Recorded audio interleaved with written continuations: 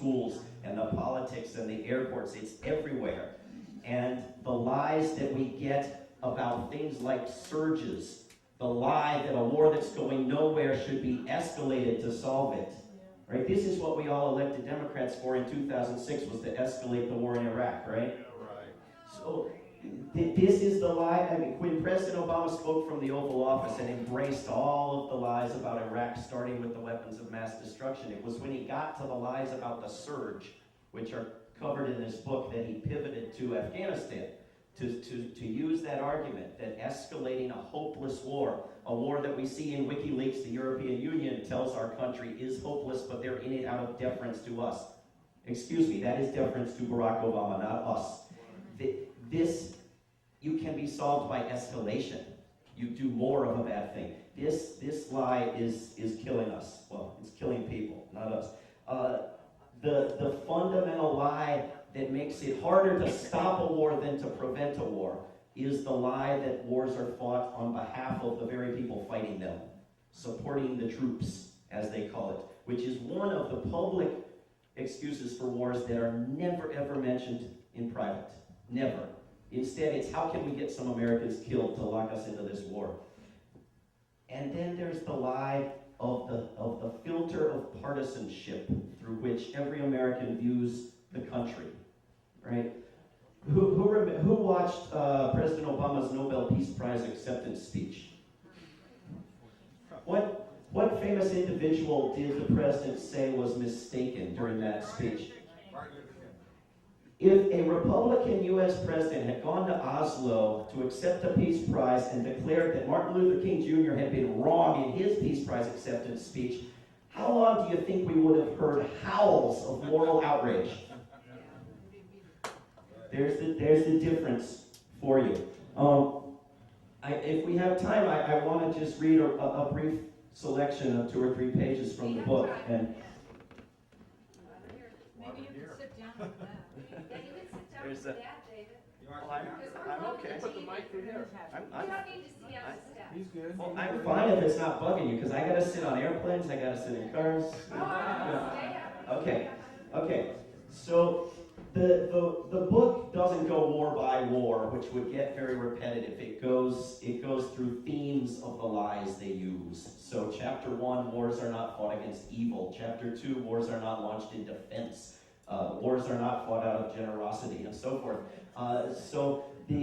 Which is a serious argument that is made by our presidents and others. So chapter 2, the very beginning, is like this. Creating war propaganda is the world's second oldest profession, and its oldest line is, they started it. Wars have been fought for millennia in defense against aggressors and in defense of the way of life of various states. Athenian historian Thucydides' record of Athenian general Pericles' oration at the mass funeral of a year's worth of war dead is still widely praised by proponents of war. Pericles tells the assembled mourners that Athens has the greatest fighters because they are motivated to defend their superior and more democratic way of life, and that to die in its defense is the best fate anyone could hope for. Pericles is describing Athenians fighting in other states for imperial gain, and yet he depicts the fighting as the defense of something more valuable than the peoples of those other states could even comprehend.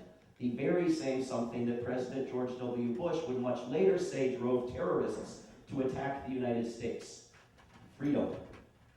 Quote, they hate our freedoms, our freedom of religion, our freedom of speech, our freedom to vote and assemble and disagree with each other, end quote. Bush said on September 20, 2001, hitting a theme he would return to again and again. Captain Paul K. Chappell, in his book, The End of War, writes that people who have freedom and prosperity can be easier to persuade to support wars because they have more to lose. I don't know whether that's true or how to test it, but it is predominantly those with the least to lose within our society who are sent to fight our wars. In any case, talk of fighting wars in defense often refers to defense of our standard of living and way of life, a point that rhetorically helps to blur the question of whether we are fighting against or as an aggressor. In response to the pro-war argument that we must defend our standard of living by protecting oil supplies, a common statement on posters at anti-war marches in 2002 and 2003 was, "How did our oil get under their sand?" To some Americans, quote, securing oil reserves was a, quote, defensive action. Others had been convinced the war had nothing to do with oil whatsoever. Defensive wars can be seen as defending peace. Wars are launched and waged in the name of peace, while no one has yet promoted peace for the sake of war. A war in the name of peace can please proponents of both war and peace, and can justify war in the eyes of those who think it requires justification.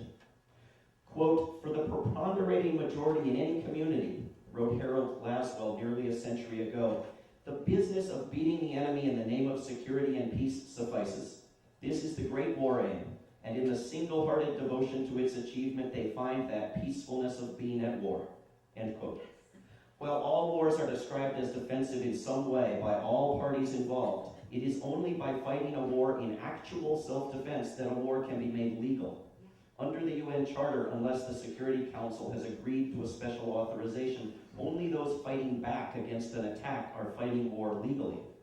In the United States, the Department of War was renamed the Department of Defense in 1947-48, appropriately enough the same time that George Orwell wrote 1984. Since then, Americans have dutifully referred to anything their military or most other militaries do as defense. Peace advocates who want to slash 3/4 of the military's budget, which they believe is either immoral aggression or pure waste, publish papers calling for reduced spending on defense. They have lost that struggle before opening their mouths. The very last thing people will part with is defense. But if what the Pentagon does is primarily defensive, Americans require a sort of defending unlike any previously seen or currently sought by any other people. Nobody else has divided the globe, plus outer space and cyberspace, into zones and created a military command to control each one. Nobody else has several hundred, perhaps over 1,000 military bases spread around the earth in other people's countries. Almost nobody else has any bases in other people's countries. Most countries do not have nuclear, biological, or chemical weapons. The U.S. military does. Americans spend more money on our military than any other nation, amounting to about 45% of the whole world's military expenditures. The top 15 nations account for 83% of the world's military spending, and the United States spends more than numbers 2 through 15 combined. We spend 72 times what Iran and North Korea spend combined. Our Defense Department, under its old and new names, has taken military actions abroad, large and small, some 250 times, not counting covert actions or the installation of permanent bases. For only 31 years, or 14% of U.S. history, have there been no U.S. troops engaged in any significant actions abroad. Acting in defense, to be sure, the United States has attacked, invaded, policed, overthrown, or occupied 62 other nations. John Quigley's excellent 1992 book, The Ruses for War, analyzes 25 of the United States' most significant military actions following World War II, concluding that each was promoted with lies. U.S. troops have been attacked while stationed abroad, but there has never been an attack on the United States, at least not since 1815. When the Japanese attacked U.S. ships at Pearl Harbor, Hawaii was not a U.S. state, but rather an imperial territory, made such by our overthrow of the Queen on behalf of sugar plantation owners. When terrorists attacked the World Trade Center in 2001, they were committing a most serious crime, but they were not launching a war. In the lead up to the War of 1812, the British and Americans exchanged attacks along the Canadian border and in the open seas. Native Americans also exchanged attacks with U.S. settlers, although who was invading whom is a question we've never wanted to face. Yeah.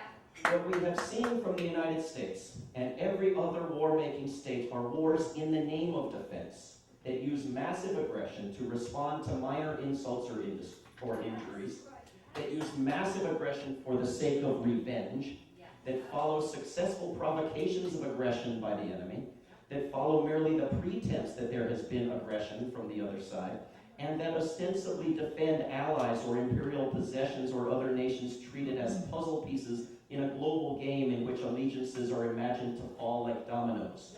There have even been wars of humanitarian aggression. In the end, most of these wars are wars of aggression, plain and simple.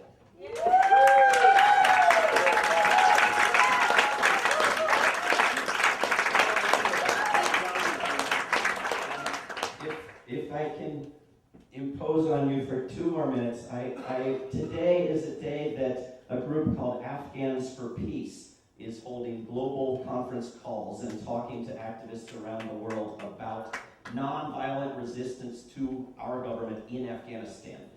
And they put out this letter with all kinds of documentation at the bottom of polling and making very, very clear that the vast majority of Afghans, as our military's polling has made clear, are against this occupation, as are the majority of human beings in every country that's been polled, including our own. But to hear their resistance in their own words, in their imperfect English, I think more beautiful English than the standard English, I think is worth hearing, because we are constantly telling each other that we have to be occupying their country for their own good, whether they like it or not. So this is part of their letter. And I inspired to read this by Lila, who asked me to read it on her show. To all the leaders of our world, the leaders of the US-led coalition, the Afghan government, the Taliban, Al-Qaeda, and regional countries, we are intolerably angry. All our senses are hurting. Our women, our men, and yes, shame on you, our children, are grieving. Your Afghan civilian military strategy is a murderous stench we smell, see, hear, and breathe. President Obama and all the elite players and people of the world, why?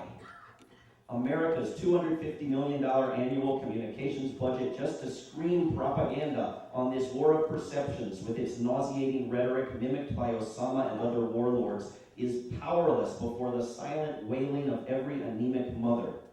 We will no longer be passive prey to your disrespectful systems of oligarchic, plutocratic war against the people. Your systems feed the rich and powerful. They are glaringly unequal. They do not listen. They do not think. And worse, they do not care.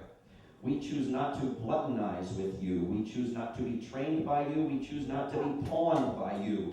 We henceforth refuse every weapon you kill us with, every dollar you bait us with, and every lie you manipulate us with. We are not beasts. We are Afghans, Americans, Europeans, Asians, and global citizens. Yes, you have the false, self-appointed power to arrest us over expressing the public opinion of ordinary folk, students, farmers, shepherds, laborers, teachers, doctors, people who now have nowhere to turn and nowhere to hide. The world public opinion against the Afghan war has been clearly expressed and is larger than any number of WikiLeaks you seek to suppress. So come arrest us all as we civilly disobey you. Come arrest us all. Yes, you have the army, police, and apparatchik to smother us and to bribe those who are Pavlov reflexed to money, but you cannot stop us from restoring our voice. We refuse to prostitute our hearts and minds. We refuse you. Not you, the human person, but you, the greedy system of self-interested power. Again and again here in Afghanistan, we have seen a hope for nonviolence light up. Every day we see a yearning for humane relationships, and because of this, love is how we now firmly take our stand. How does trillion deficit killing followed by the strategy of escalated killing and yet another review for more killing work? How does that make anyone safer? How does it solve the incorruptible corruption, unequaled inequality, and inviolate violence we face daily?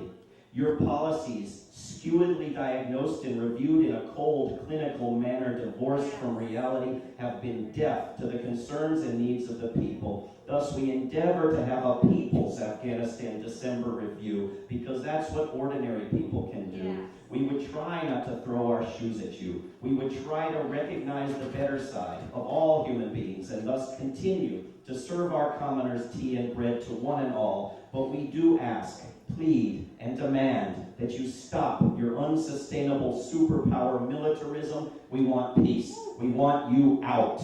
With singular sincerity, Afghan Youth Peace Volunteers and Afghans for Peace.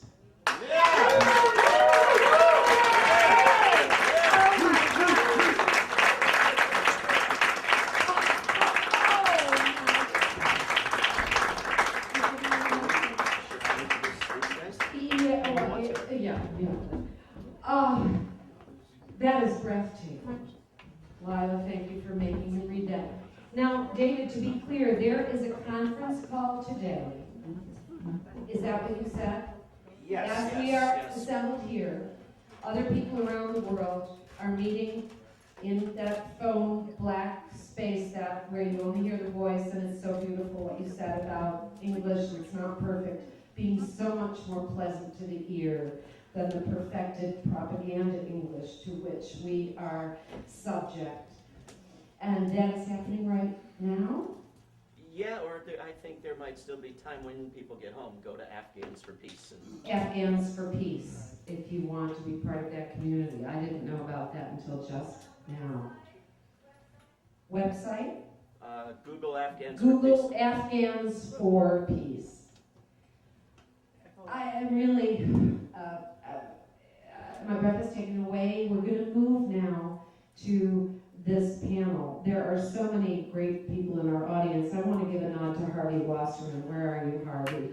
Who did a great, there, he's in the overflow room. Harvey Wasserman wrote one of the great books about election protection, election fraud, the suppression of democracy here in America that is a best kept secret as well. So thank you, Harvey, for being here. Thank you for having me. Okay, and we're going to move to this panel, and I don't think we need to have any break at all, because we're just going to... Thank you, there are more seats. Does anybody need a seat? No, I would prefer, I think it's better if you sit in a seat. Okay, you're going to go there? Okay. This panel consists of some of our great journalists. I'm going to go left to right, and of course that's not ideological. Brad Friedman of BradBlog.com, one of the great heroes of truth and journalism. Jason Leopold, right beside him, another great hero of truth and journalism, of course, David, who is, and Lila Garrett.